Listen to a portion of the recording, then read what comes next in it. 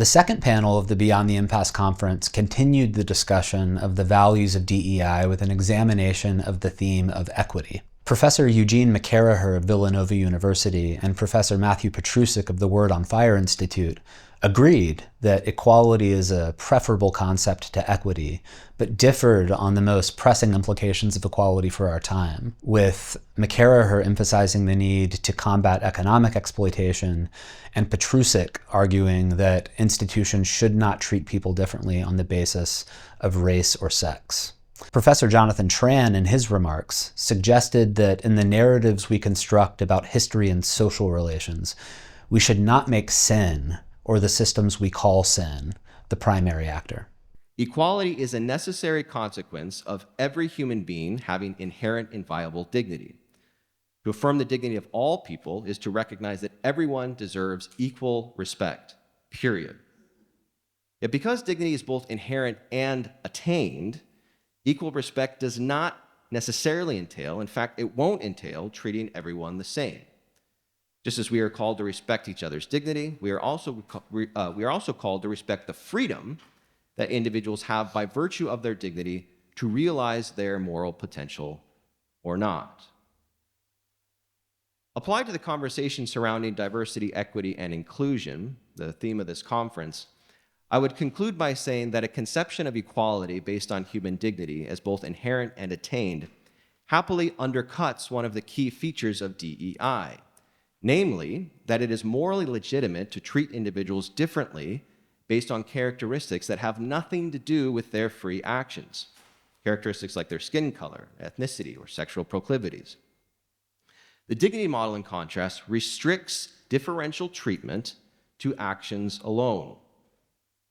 Actions in particular that are related to the development of one's own dignity and the dignity of others. Moreover, by basing individual worth on empirical categories like race, ethnicity, and sexual proclivity, characteristics that by definition are not substantively equal among all human beings, DEI ideology actually destroys the very foundation of universal human equality itself. The dignity model, in contrast, preserves universal equality and all of its moral implications. One of the things that makes DEI in its current form so problematic, in my view, is precisely the disappearance of exploitation as a moral and political issue. A disappearance reflected in the replacement of equality with equity. There seem to be two meanings attributed to equality in a great deal of DEI literature. One is so compatible with traditional notions of equality that it's almost unremarkable, providing people with what they need to succeed or do their jobs or flourish. As I've said, this has always been part of the discourse of equality. But there's another meaning which seems to comport better with the conceptions of diversity and inclusion. Representation of all groups in institutions, and especially in the leadership of institutions, by their proportion in the population.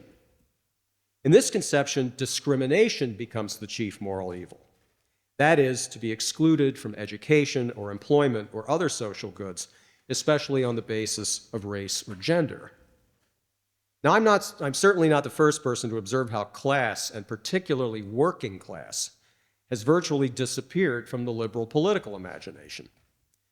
The shift from equality to equity, and perhaps even DEI itself, marks the erasure of class and the attrition of socialism. Now, some of us on the left sometimes roll our eyes when some conservative critics of DEI say that it's a kind of surrogate for socialism. I would counter that DEI is itself a very conservative development, for it has arisen not against, but within the bureaucratic structures of corporate capitalism. Corporations, higher education, the state apparatus. Rather than expend energy in the cause of making the exploiting classes more diverse, equitable, and inclusive, we ought to be thinking about the business of eradicating exploitation, which means thinking about which kinds of inequality matter. That's a far more difficult, but also more worthy political ambition. You know anything about Afro-pessimism, it's an argument that white racism and anti-blackness are not simply functions of political economies, they are actually functions of white ontologized being. That is, there's something about the way whiteness conceives of itself that has to have an opposite, out of which it acts forms of violence as what they call libidinal economy. Most of the students in my class are white, and you can imagine the objections they threw up to Afro-pessimism, as I hoped that they would.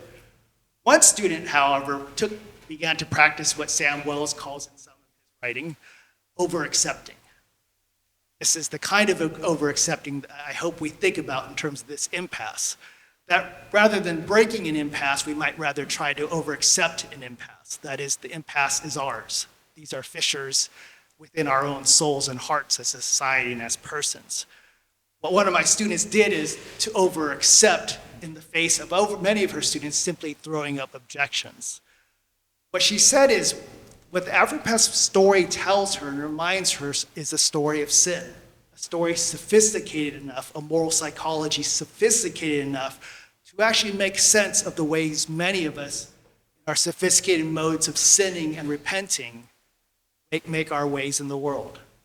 I thought this was a brilliant connection.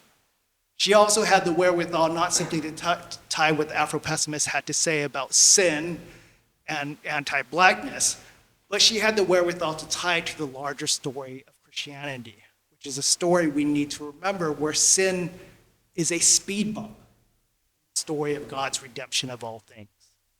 Once we make sin, or whatever systems we name sin, the primary actor, the primary determinant of that story, we will always end where we began. What I'm suggesting is we begin somewhere else. The Beyond the Impasse conference was a success, and we're now at work preparing the next round of working groups and seminars to connect our work with leaders in the worlds of business and education. If you would like to support the Beyond the Impasse project or are interested in learning more, please use the links on display here or in the video description below. Thanks for your support.